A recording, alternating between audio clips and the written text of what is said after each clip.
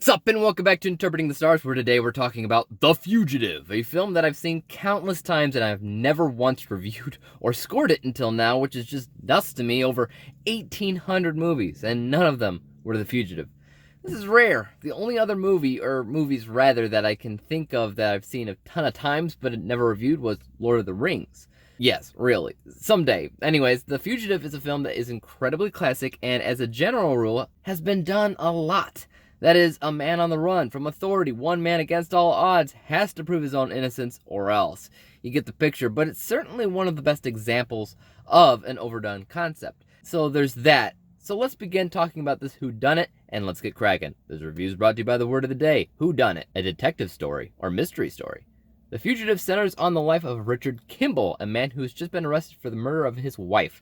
Only he claims a one-armed man did it, but all evidence points to the contrary. No forced entry, no foreign fingerprints. Even Richard's blood was found under her fingernails. To the police, there's no question as to how the murder went down, but when Richard escapes captivity, he vows to find the man who killed her himself. Hot on his trail is U.S. Marshal Samuel Gerard, played by Tommy Lee Jones. For a 1993 film, there's a lot to love here. It has an incredibly simplistic plot, but what makes it so special has to be Harrison Ford and Tommy Lee Jones, who, even though they don't have a ton of time sharing the screen, they play off of each other so well. A part of that is because of how they physically perform their roles. And I don't know about you, but Harrison Ford played some of the best characters in some of the best films ever made. At least earlier in his career, you got Han Solo, Indiana Jones, the President in Air Force One. A lot of people like him in Blade Runner, even though I don't really. And you got Richard Kimball, who is probably the most unassumingly great character out of the bunch. He's just a doctor, but the more he's on screen, the more you get to see how smart he actually is. Tommy Lee Jones, likewise, is a smart U.S. Marshal, but that's not why you like him. You like him because he's cocky and sarcastic, and you go back and forth between liking him and absolutely hating him, which is really good. I personally think this is probably Tommy Lee Jones' best role, tied of course with Agent K.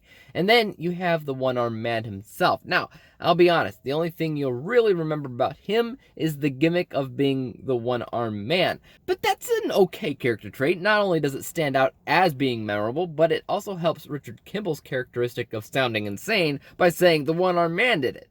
This is also a very tense film, which is, in one way or another, always has its gears moving. Something's always happening, and if this is the first time you ever saw this film, even with the film being somewhat stereotypical, I feel like there's still an element of the film that feels unpredictable. I feel like that has to do with the editing. Whenever the film gets a little bit too full-on action-oriented, I feel like it takes a breather and reminds the audience what's at stake and what kind of emotions Richard Kimball's constantly feeling through all of this, which I feel like really help the story constantly feel human and real and grounded, and it always makes you care about these people and really root for them. While I don't have a ton of negative things to say about this film, I do have one main thing to talk about, and that is why the bad guy did what he did. It's kind of confusing, and I feel like either the exposition to explain it wasn't in-depth enough or wasn't presented very well, because even though I've seen this movie however many times, I still don't get why the bad guy did what he did.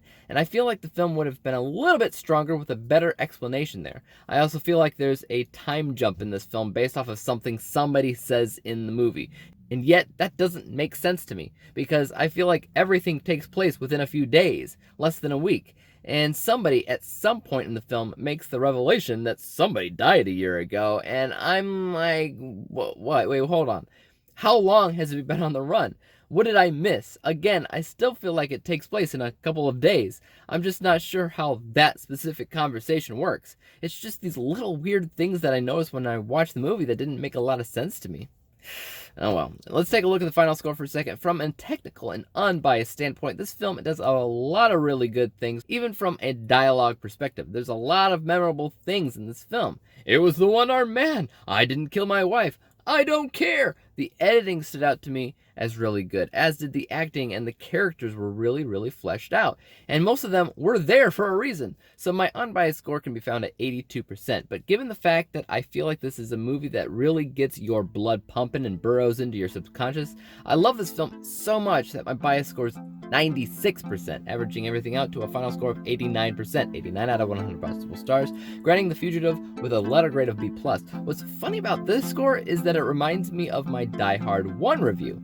Lots of memorable things in that film too. Lots of reasons to feel like the movie is perfect, but also technically imperfect in some areas. I really do feel the same about Die Hard as I do about The Fugitive. So there you have it, guys. Let me know your thoughts on The Fugitive in the comments down below. Do you think this is an unforgettable classic Harrison Ford film? Let me know your thoughts. And as for YouTube, you know what to do. Hit the subscribe button if you like this review, because there's more like it coming out. Hit the thumbs up button, because that always helps with my channel. And don't forget about the little bell icon, because that'll help notify you when I come out with the next review.